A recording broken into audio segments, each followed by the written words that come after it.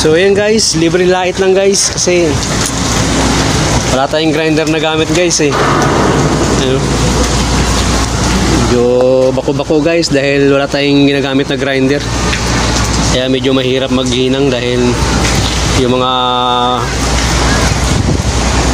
bako-bako eh lalong bumako pa. Pero okay naman guys kasi umuulan, yan. Hindi naman tumagas yung tubig. Yan oh. Umuulan guys pero ano pa man kahit naman pangit yung hinang, no? Eh wala naman tagas yung ano natin. Yung winelding natin yan.